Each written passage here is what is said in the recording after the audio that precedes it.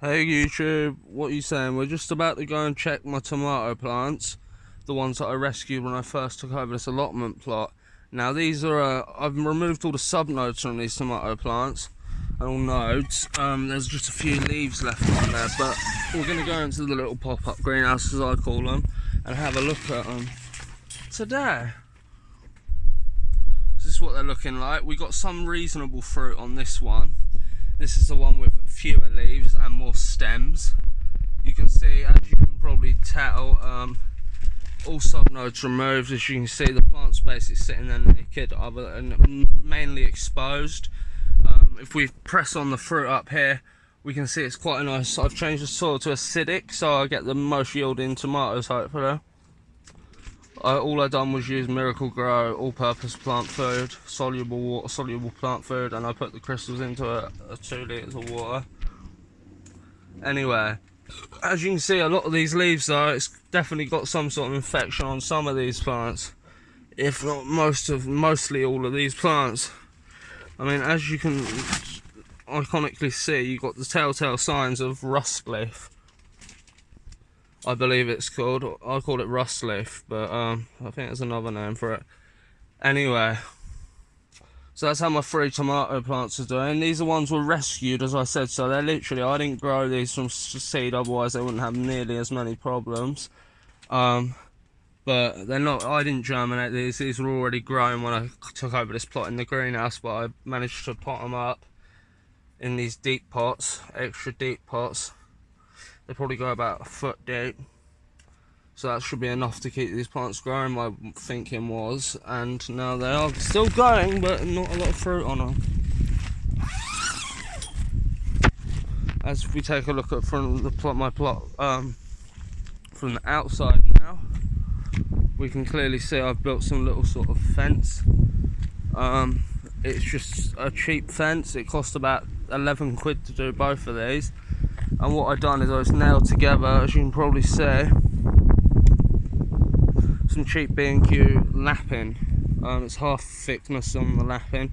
But yeah, that was £11 for 8 pieces of that wood, and I just needed 3 pieces to complete each fence.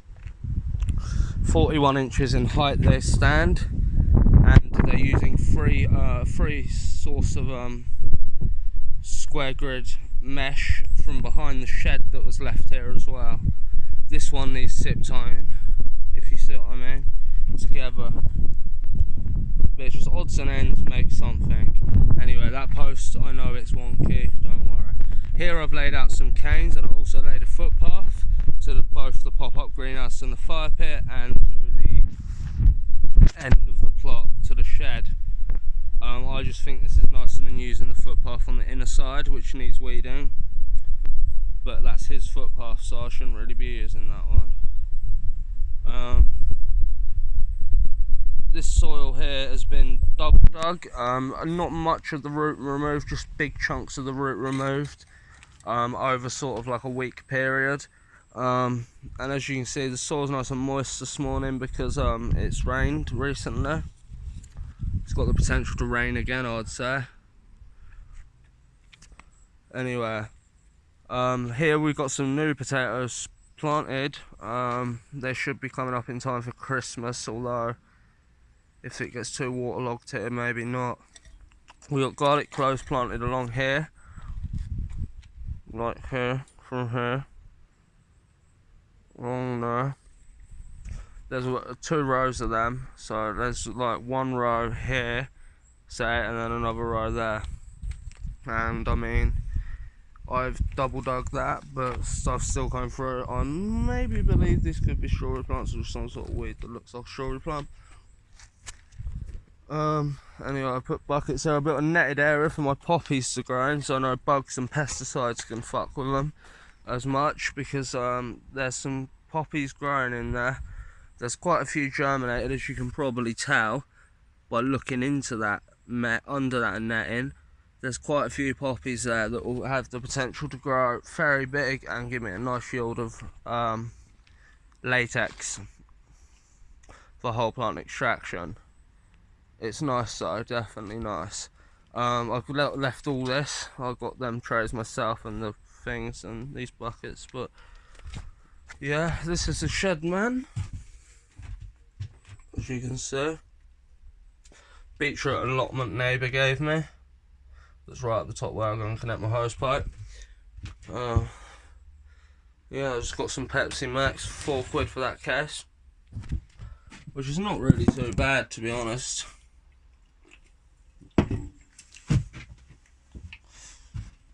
I don't think you guys really care about that. I'll give a shit about that, as the saying goes.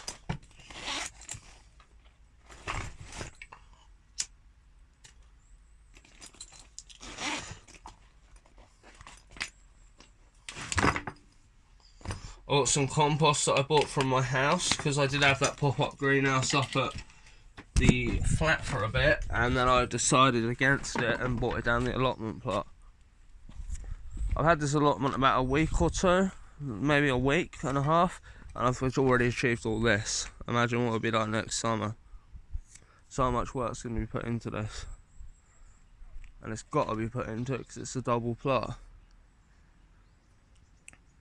But trust me, it will. Here's some compost. This is just Miracle Grow with the slow release plant food in it. About 6 months supply, or 3 months.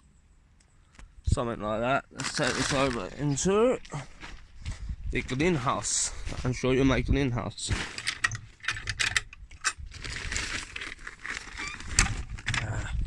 Yeah, fuck man. I got a paraffin heater that's actually on because it's starting to come into the first frost. It will be soon, probably.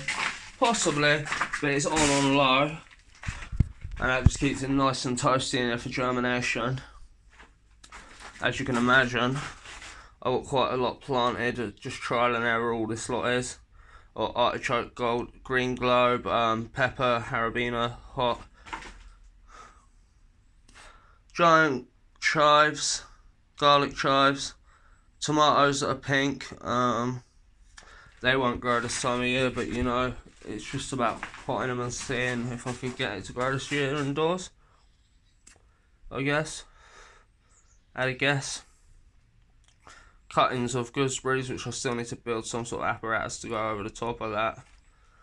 Maybe clip it down. Water it through the top. Herb garden. And then I've got, yeah, my potting bench.